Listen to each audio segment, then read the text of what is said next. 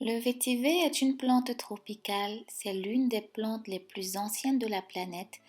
Elle appartient à la famille des poacées dans la même famille que le blé, le riz, le millet, l'orge, etc.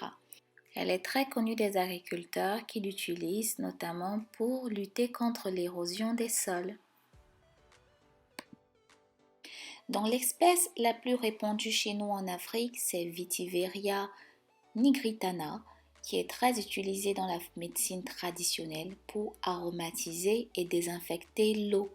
Cette même eau aromatisée est utilisée pour soigner la diarrhée chez les bébés par exemple, mais aussi comme plante de la féminité pour résoudre bien des petits problèmes de la femme. Et on va l'utiliser également pour désodoriser et désinfecter. Quelques racines de vétiver dans l'armoire par exemple va parfumer le linge mais aussi chasser les mites. Donc les racines de vétiver contiennent naturellement dans des huiles essentielles. On va retrouver dedans des vétivérols qui lui confèrent ses propriétés désinfectantes et antiseptiques également.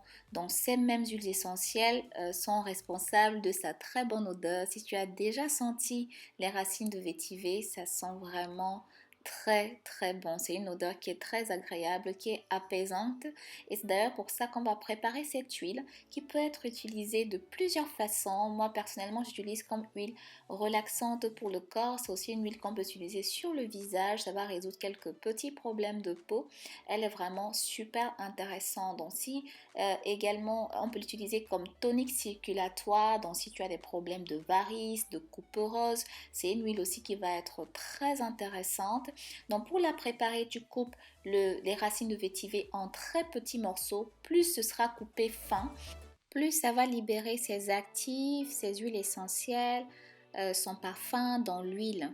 Donc si on a de la chance, on peut aussi, si tu as la chance d'avoir un mortier par exemple, on peut piler les racines directement.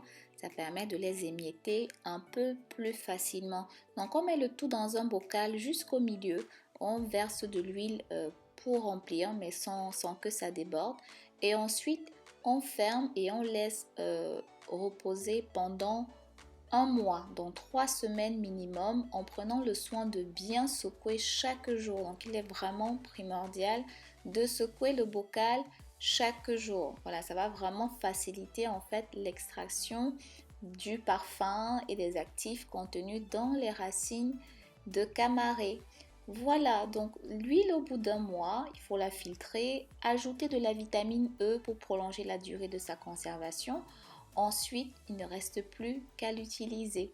Donc, n'hésite pas à tester cette recette. Donc, si tu l'as déjà fait, dis-moi ce que tu penses en commentaire de l'huile de camaré, donc l'huile de gongoli, qui porte comme je ne l'ai pas précisé, mais qui porte des noms différents selon les différentes tribus et différents pays d'Afrique.